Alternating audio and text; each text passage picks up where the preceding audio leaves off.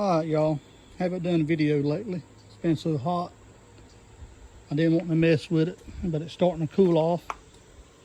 But here's the next stage of the old van. I got the front end ripped out, the old stuff.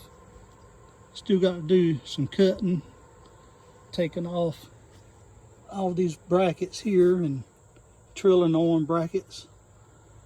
I may have to cut the frame here like most people do on the vans. I'm not real sure. I'm thinking mine's going to be high enough that the hog's head and dry shaft is going to clear everything. I'm thinking. I might be wrong, but no big deal. I can do it. But this is it. It's closer than what it was. There's the old stuff that came out. She's going to the scrap yard, the metal bin. But this is it. 2006 F350. What they call the 10.5 Sterling 410 gear.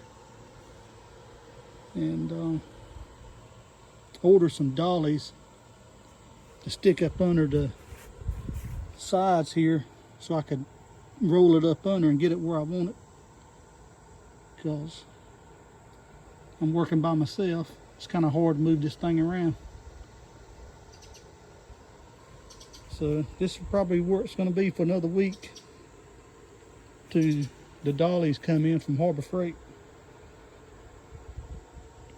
Yeah, I know y'all probably going to say this rear end's going to crush them little things, but if it gets done what I want to do, I don't really care. I'll trash them. That's probably why I got all this out. Sandblast some of this rust off here. Spray it with some Rust-Oleum black. Little dirt daubers have some fun. Thing's been sitting up a while. But that's it, guys. I'll see y'all on the next go around.